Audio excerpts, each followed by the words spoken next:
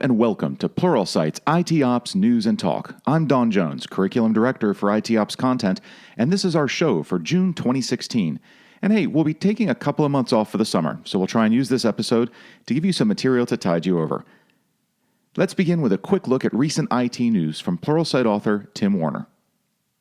Last month I told you about what I called the Battle of the Giants, the fact that Oracle has sued Google for copyright infringement. Now, the nature of that court case in a nutshell is that Oracle sought $8.8 billion in damages from Google. And the reason why is that Google's Android operating system is based largely in Java. And if you've been keeping up with Java at all, Java is actually an Oracle property. So you might be thinking to yourself, well, what exactly happened? Android is largely an open source operating system, so anybody with some programming understanding can see that the Android code base includes between 7 and 11,500 lines, depending upon who you're talking to, of Sun's proprietary Java API code. Now, that Java API code belonged to Sun Microsystems, and at the time, Sun didn't care. They observed Google borrowing and adapting their Java APIs, but didn't take any action. When Oracle purchased Sun, that situation changed dramatically, and hence we have this current court case. What's at the center of this debate is whether Google was using fair use rather than directly infringing Oracle's copyrights. And that's a whole other gray area when you talk about copyright, intellectual property, and open source software. Here's the most recent update. On May 26, 2016, a federal jury found that Google's adaptation of 37 Java API packages is in fact protected by fair use. So the bottom line is that Google won this court case. It's notable that none of the jury members, nor any of the attorneys on either Google or Oracle's side, have spoken on the matter and are likely to continue not speaking on the matter. I mean, this is a huge amount of money that was at stake. Now, the chilling effect here is actually pondering what could have happened. Had Oracle won this lawsuit, not only would they have received a huge amount of judgment compensation from Google, but they likely would have continued on their original plans to copyright their Java source code. And if Java did that, to copyright their Java code. And if Oracle did that, then every Android device owner in the world would therefore be in violation of copyright law. Pretty scary indeed.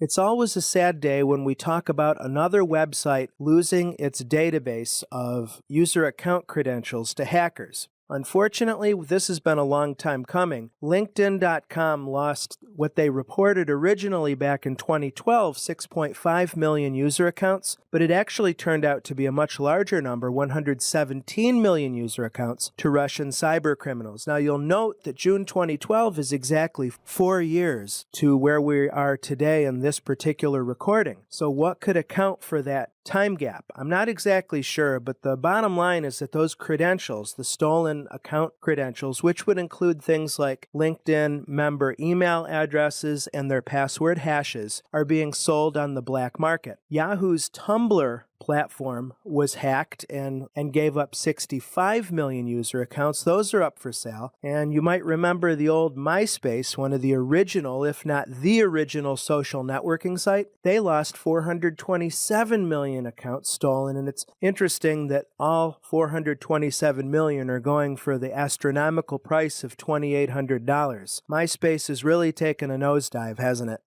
Now, what can we do about that? It's a helpless feeling, to be sure, when we trust a business with our information, our personal information, potentially with our credit card and banking information, and then we learn about this kind of theft. Well, number one, I'd suggest that you delete any accounts that you no longer use. I went over to MySpace, for instance, typed in my email address that I might have used way back when in the day, found it, reset the password, and promptly deleted the account. Also, if you're not using two-factor authentication by now, you absolutely should be. Most sites worth their salt. Not all. There are some notable exceptions like Adobe, but certainly LinkedIn allows you to use your smartphone to receive a text message verification code that'll be sent every time you or somebody else tries to log into your account. This way, you're protecting your account not only with a strong password, but also with information that you actually would presumably have on your person. Finally, check Pluralsight author Troy Hunt's service site, haveibeenpwned.com. This is a really great site because you can type in any email addresses that may be associated with online accounts, and Troy is able to pipeline into those stolen credential databases and can report on whether your email address has been found in any of those repositories.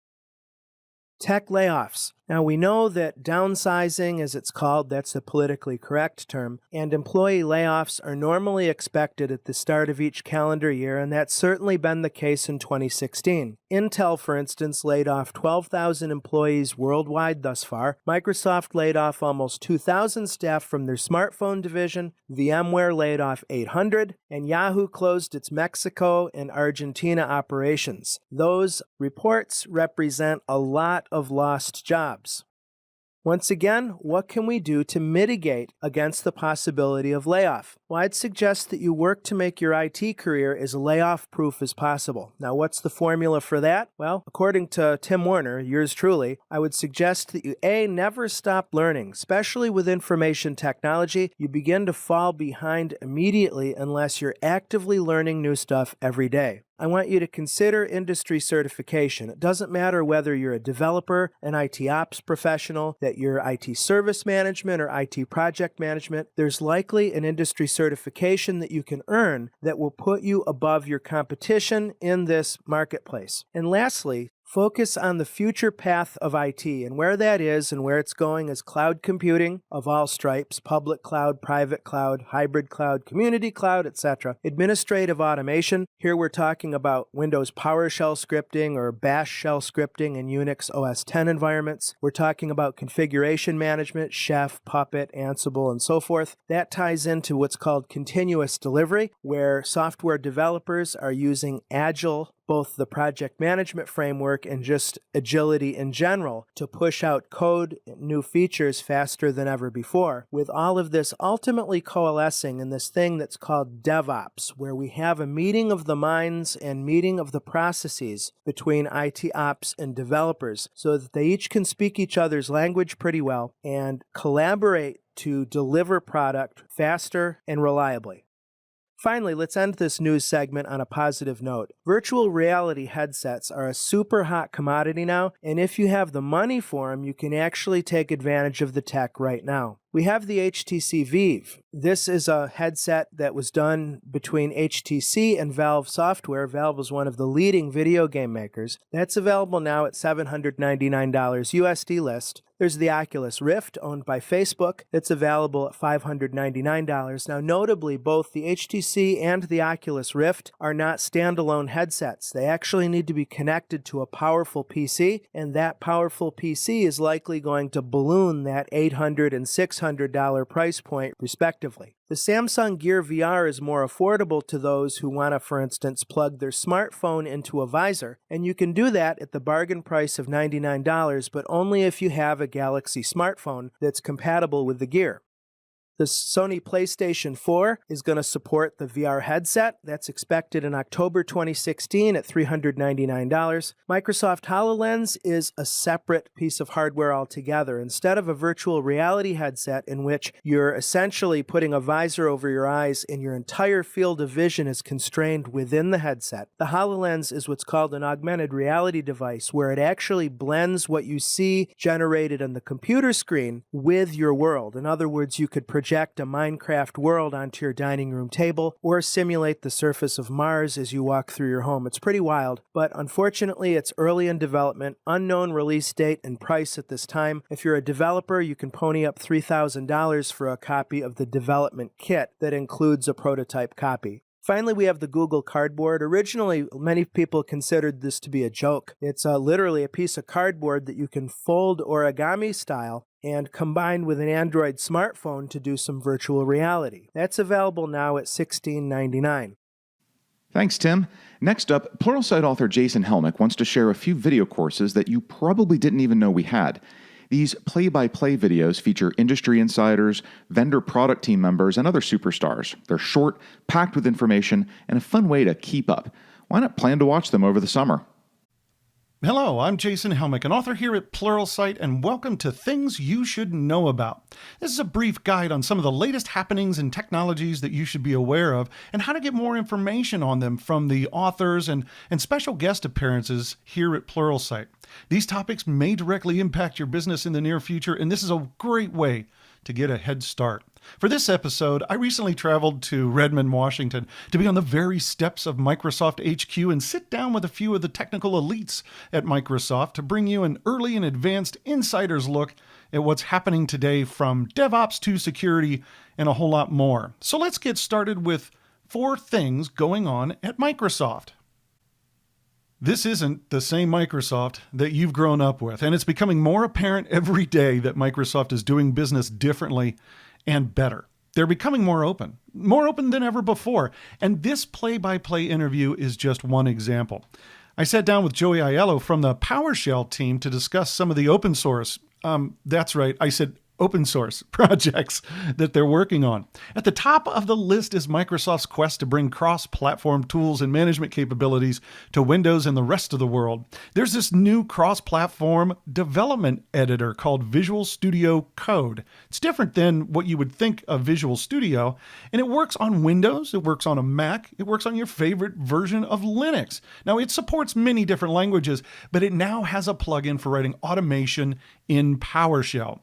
But the cross-platform experience doesn't end there. Joey also talks about the management with OpenSSH and a secured file transfer protocol, SFTP, on Windows. Again, to build a better management experience in mixed environments of both Windows and Linux. And there are many more insights that Joey gives us on other open source projects, such as code reviews using the PowerShell script analyzer, new and updated documentation for PowerShell, and it's much better, and there's much, much more.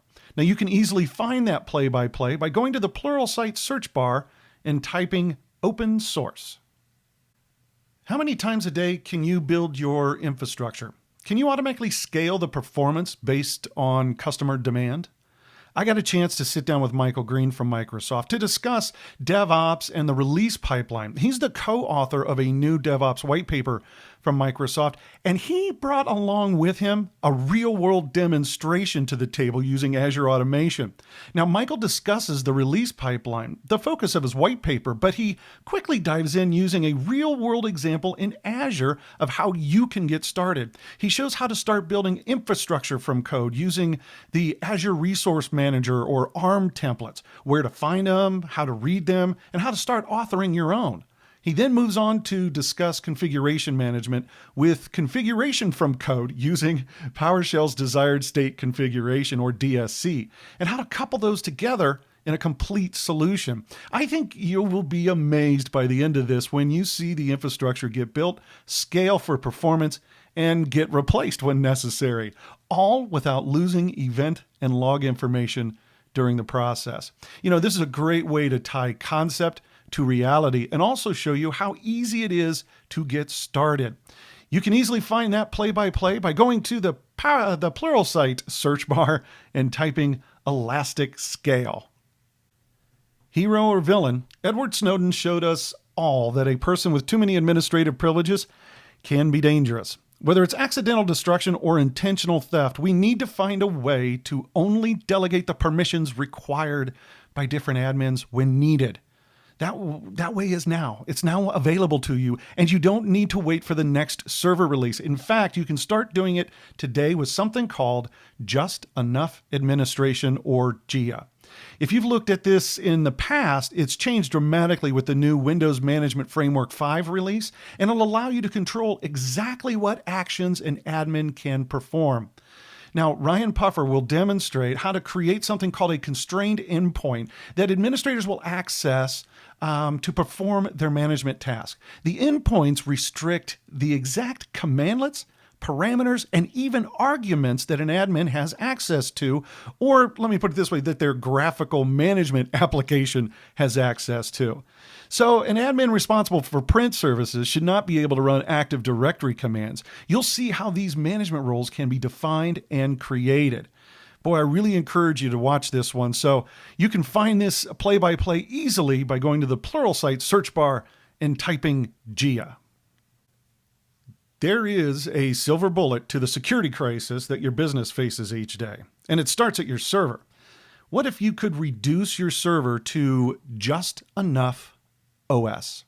I use just enough because you may have heard of just enough administration, restricts administrators. Just enough OS is just enough operating system to operate for your needs with nothing extra, like that fax service. So nothing extra gets installed or is on the disk. Now imagine all of the security holes that suddenly just don't even exist. Well, I sat down with Andrew Mason to talk about Microsoft's, most anticipated released Nano server, built from the ground up to only have the bare essentials while still solving, your business needs. Let me give you an example. A regular installation of server core is right around 8 gig. Nano is 500 meg. Let that sink in for a minute. This is not only an enormous reduction in attack surface, but a huge performance gain as well. Now, Andrew will take you through the history of the development and the business needs for Nano, and he'll also demonstrate working with and managing Nano server, but have no doubt that this is our future server. After all, what organization doesn't need better security and performance? You can find this play-by-play by going to that Pluralsight search bar and typing Nano. And with that, those are the 4 things going on at Microsoft that you should know about. As always, you can get more information and stay up to date with the latest technologies and happenings here at Pluralsight. One thing that you can do is, go to the search bar and type play-by-play, and you'll see all of the play-by-plays, a list of everything that's available in this interview format. Now, I also encourage you to go deeper, and you can do that with any of the courses here at Pluralsight. But something that's kind of interesting is that a lot of times these play-by-plays may be the beginning to more full courses on those technologies. So you want to check out to see if there's additional deeper information that can help you out. And check back often. We add more courses and play-by-plays almost every single day. So all of us here at Pluralsight are very excited to be able to assist you in your learning goals. We love learning, and we hope that you do too. Thanks, Jason. Remember, there's a lot more play-by-play videos where those came from. Just search for play-by-play in the Pluralsight library. And now, let's introduce this month's guest. Joining me now is Gavin McShay. Gavin, you have just finished, I guess, your first course for Pluralsight, right? It was Hybrid Cloud in Azure? Yeah, Don, designing a hybrid cloud in Azure. Yeah, it was an interesting one. So interesting, why? It's funny, you're trying to put your thoughts down on paper and talk to someone you know is there, but you're not getting any feedback. Oh yeah, the whole talking to your computer thing, yeah. And people watching and wondering what's happening. So yeah, it is a little strange. But once you get used to the rhythm, it's actually it was very enjoyable. Once I got that final stretch, that final third was actually the best bit. So the topic interested me a lot when we commissioned that course because 2, 3, however many years ago, when cloud was going to save the world and cure all disease and everything else. You almost couldn't talk to somebody about cloud without it being moving your entire infrastructure over. And I think Microsoft was kind of one of the first ones to acknowledge really explicitly that that's never going to happen, and you're always going to have some stuff in your own data center, but you might run some stuff in the cloud too. So as you're out there talking to people and working in the environment, do you see companies kind of embracing this whole hybrid idea of running things in different places? I think they're getting confused by the word hybrid. If I could come up with a better word for hybrid, I'd probably be a rich man. But I think the word hybrid is just it's good procurement. You're just buying the best infrastructure and hosting solution for what you're trying to do. So when you break down that barrier, people are a little bit less hesitant to talk about, hosting. It is hosting one service in Azure, maybe something else on premise, because you're just breaking down those barriers.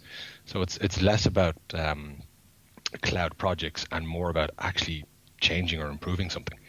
So I kind of jokingly said to someone today that every cloud project I've ever been on has failed because they started as cloud projects. It starts off with, look, I worked for Microsoft and I sold Azure. It always ended up in a Amazon versus Azure discussion, which leads you down the path of nowhere. So, dropping the word cloud and actually just talking about, right, what are we going to fix? So what are we trying to solve, Yeah, and it does bring a little bit to it, though. I mean, companies forever and ever have been fine with hosting, right? We've always had hosting companies for our websites and all that. So I do like the idea of just kind of talking about it that way.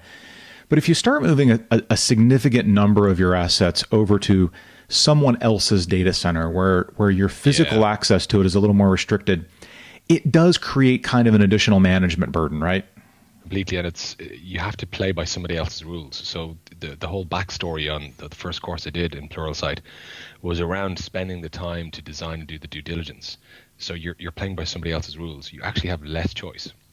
It's a software-defined data center, but from a set menu. So you have to kind of pick carefully. You don't just launch straight in there and, well, you can just press new virtual machine and away you go, but they always end in tiers. So there's a little bit more time spent in planning, designing, learning about the service descriptions for that service you're about to embrace, because you have to take on their rules. If Microsoft builds something in a certain way, well, then that's the way you go. If they retire a product, then they retire a product. So you've got to be conscious of playing for someone else's rules. Does it make it more difficult for people who are used to kind of having everything under their control to split that? Do you find that people struggle having almost two sets of management processes, right? Like the stuff that we have in-house, we're going to use these tools to manage. The stuff that's out of house, we're going to use those tools. And I know that Microsoft is trying to converge that a little bit with things like Azure Stack, but we're really just on the horizon of that, right? Yeah, we're nowhere near. It is different, and I'm finding a lot of people are struggling because sometimes with the cloud, the due diligence that they may have done for the on-premise systems, even around procurement and standards and so on, goes out the window because they can literally just start throwing in new technology once they move to the cloud. So all of a sudden, you find that you've got more virtual machines, new technology, different versions of SQLs, and the consequence is severe because you pay for every mistake you make, every minute of compute that you request, you're dutifully billed for. So yeah, they are struggling. So I've seen people who are very experienced, 20 years of experience, just assume they know what they're doing, go straight into the cloud, treat the systems exactly the same way they always would on premise, to find that all of a sudden it's not working the way they expected, they weren't getting the performance, the cost was going high. Yeah, it is a struggle. I think too that folks rely a little bit too much maybe on their on-prem experience, because we certainly have some bad habits that we never regarded as bad. You know, when I was provisioning SQL servers, I never bought a SQL server with anything less than the maximum number of memory and sockets that it could possibly hold. But that's really overkill in a lot of cases, and you really pay for that on a daily basis if you're doing it in the cloud. Do you find that maybe folks who have a lot of on-prem experience are actually at more of a disadvantage? Hugely, yeah. They because you've never had that real-time consequence of a decision. So if you're not watching what you're doing, disk space runs away with you. If you're not conscious of the impact of your design decision with SQL, you know, when you move from 4 processors to 8 processors, it doubles the cost significantly. So that benefit of the cloud, being able to turn that dial right up to 10 and 11 and 12, actually has an immediate impact on cost. So again, I kind of referenced it in the course I did in Pluralsight, was that you really have to map out what you believe the projected costs are very, very early on. The consequence of that decision to go with, hey, we'll go with an 8-socket SQL server. That's a huge, huge decision. Maybe you should start way down the stack on the 2-socket box. And so there's two sides to that argument, I think. One is a lot of folks will say, you know what, it's just too hard to figure it out. I'm going to push our company to keep everything on-prem because I understand that. And the other argument is, yeah, but you're actually incurring these huge capital expenses for your company that maybe they're not quite noticing, but you're just a bad designer. And so the cloud is going to force you to be a better designer. Do you kind of have that conversation with people? It's a difficult one because you're sometimes telling them that their children are ugly. It's difficult. You know, you're saying you're doing it wrong, you've been doing it wrong for years, but nobody noticed. So yes, it is. It's frustrating people.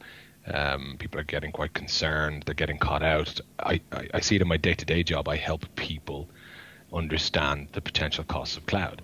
So a common thing is that people forget about storage. They go on to Amazon or Azure and they say, hey, new VM, there's the compute cost. Hey, that's the figure I'm going to give the CIO. But actually they've forgotten about network, storage, all the things that they never think about when they're on premise, because the network has been there for 10 years and there's a guy who's a Cisco guy in the corner. He looks after it. So it highlights our weaknesses. So that's a challenge for a lot of organizations. What are some of the more common workloads that you're seeing people kind of take to a hybrid, split type of environment? I've got a mix of everything from retail systems, to data warehousing.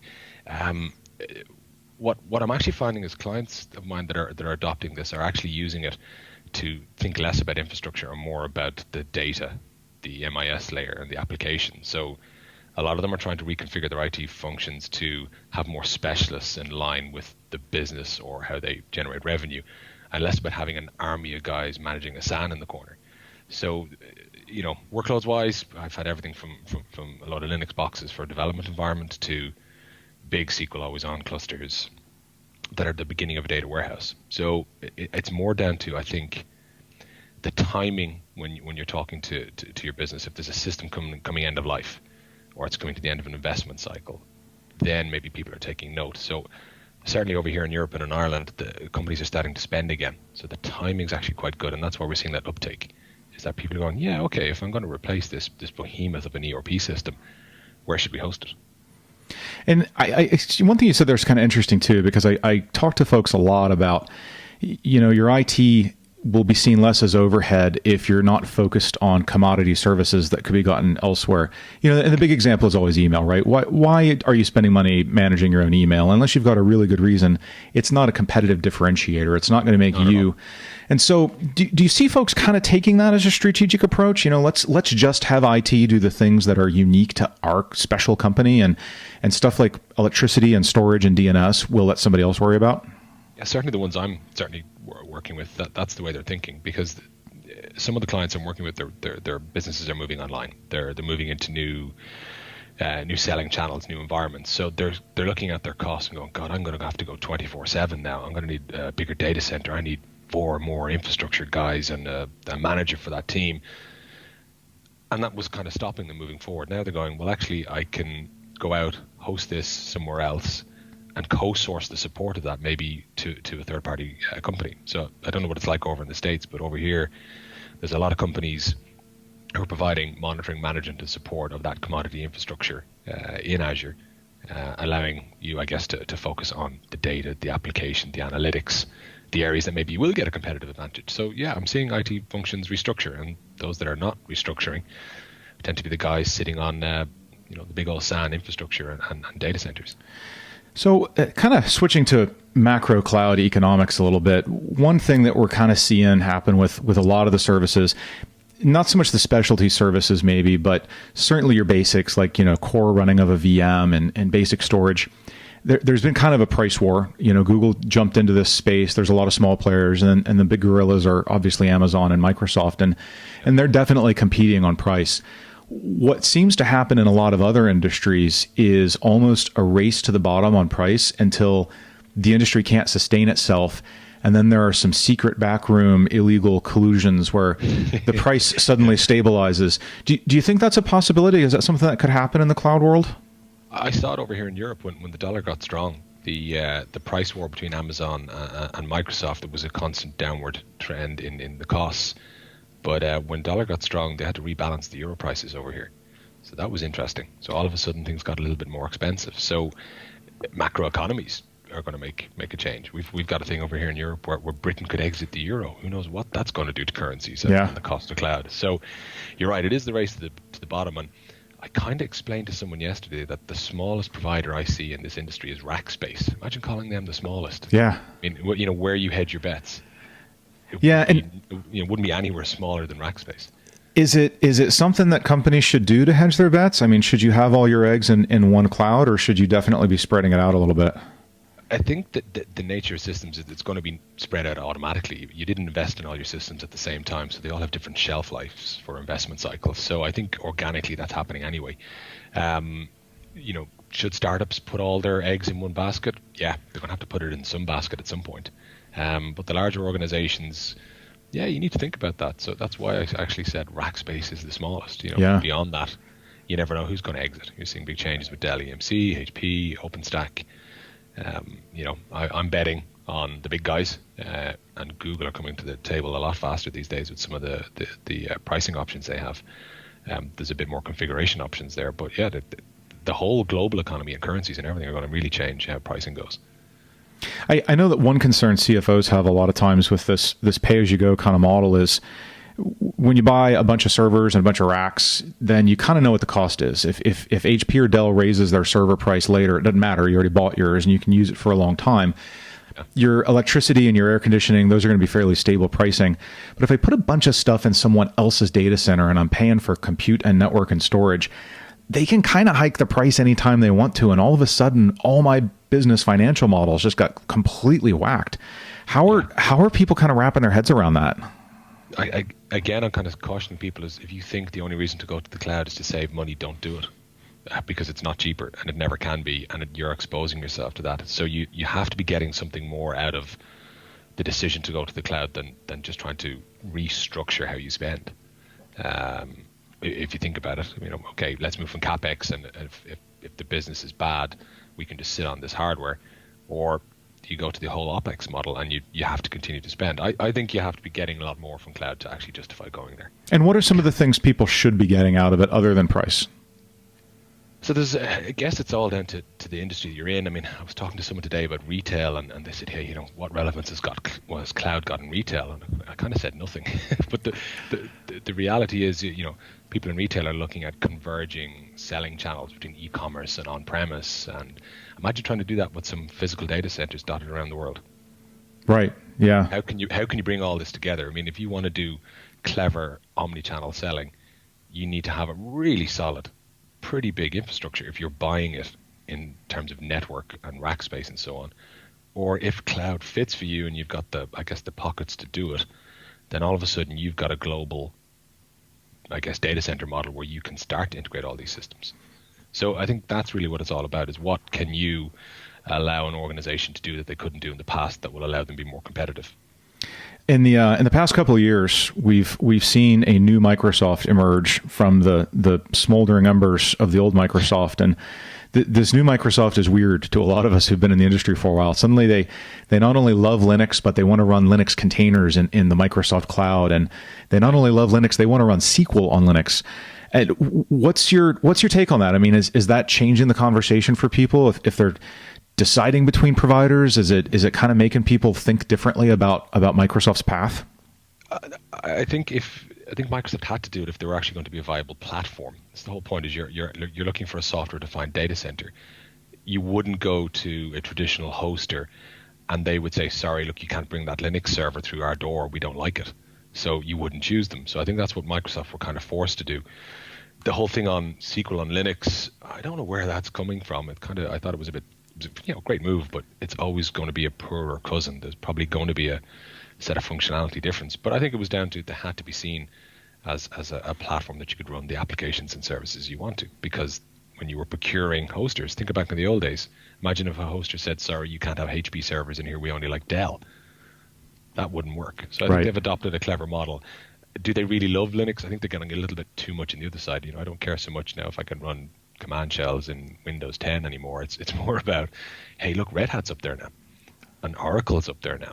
That's great. I actually thought hell would freeze over when I was Red Hat VM, and certainly never thought it when I was actually working for Microsoft. But now there's Oracle, massive competitors they've set up their own cloud, and yet you can get Oracle DBases on Azure. It's great. Yeah, it's definitely a kind of a strange new world. I tell folks I didn't see a lot of Linux people running around screaming, "Gosh, if only we had SQL Server." So it is a little. No, yeah, it's nothing. It's hard to tell where that'll go.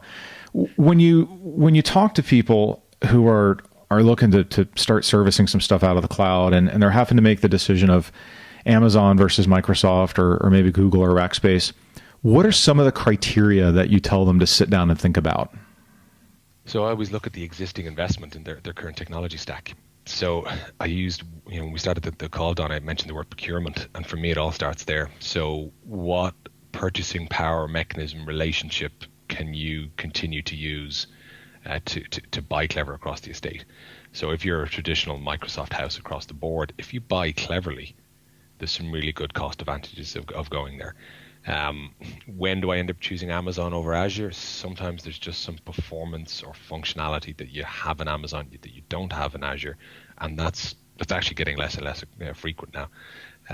Most of it is around deterministic performance, reserved minimums and so on. But I generally start with the buying clever. What have you already got? What can we make use of? What relationships have you got? Because a pure Linux house might not be too concerned about the ability for cost savings of Windows Server licenses in a hybrid cloud. They probably won't care about that. So it's different in every client. What are some kind of last thoughts as we come near the end of our time here? Something that you would want to leave with somebody if maybe they're working for an organization that has a few VMs running in the cloud. Maybe they've got a few websites running up there that are publicly accessible. But if somebody was really looking to make sure that their career was lined up for the next 3 or 4 or 5 years, what would you tell them to kind of have in mind? So I think the first thing to do is read the manual. The cloud, whatever cloud platform you're going to go with, know the service descriptions, know what you're dealing with, know the rules. I think the second thing then is, if you're going to do something meaningful or impactful in your business, don't just run a couple of VMs in the cloud. Find a problem, a really problem that the business will clearly acknowledge, and fix it. Now, if it just so happens that cloud was part of it, you fixed a problem with cloud. But from a career perspective, if you're an infrastructure person, move away from managing kind of blinking lights and solve problems. That's kind of the trick. I think that's the best advice we could offer. Thanks very much for your time. It was great talking to you, and I look forward to your next course. Great, Don. Have a good day. Cheers. And now it's my turn. Summertime is often a time to slow down, take a little vacation time, and reconnect with friends and family. But as I'm constantly reminded, we all have a hard time keeping up with our industry's rapid pace of change. So I'd like to suggest that in a very tiny way, you try and experiment this summer. Make it a time to get a little smarter. To quote a friend of mine, the best time to learn something new is yesterday. I think too many people just get busy and figure, well, that'll be time to catch up later. Or we look at how quickly some technology is changing and we think, well, I'll wait till it settles down. But there won't be time, and there might not ever settle down. So this summer, make it your mission to master some new ways of keeping up and help others do the same. For the first couple weeks in July, spend just an hour a day looking for new technology blogs that you feel deliver concise, up-to-date information that can really help you keep abreast of what's happening. And do me a favor, tweet those blogs URLs using the hashtag SummerITPro. That way we can all share our finds with each other and create our own self-curated list of awesomeness. In the second half of July, make it a point to watch a tutorial or a video of some kind. Maybe just a couple a week and maybe just 20 or 30 minutes a piece. Learn a couple of new things a week for just a couple of weeks. Again, share your choices using the hashtag SummerITPro. And be sure to search on that hashtag too to see what others are coming up with. In August, read a tech book. It doesn't need to be a long one. In fact, I'd suggest something very short, perhaps from the collection of ebooks on PowerShell.org or some of the excellent super short titles at conversationalgeek.com or realtimepublishers.com. Pick something you know little or nothing about and share your choice using the hashtag. And if you have a little extra time this summer, try downloading a new operating system or setting up a virtual machine. Could be a technology preview for the next version of Windows Server or a version of Linux you've never touched before. It doesn't matter. The point is just to play with something new. Again, share what you're exploring using hashtag SummerITPro. And when summer's over, keep the education going. If you don't have a Pluralsight subscription, here's a video to show your boss or the folks in your HR or training departments. The idea is that all of us become better people, better employees, and better technologists when we spend a little time every day trying to become smarter than yesterday. Thanks for watching, and I hope you have a wonderful summer.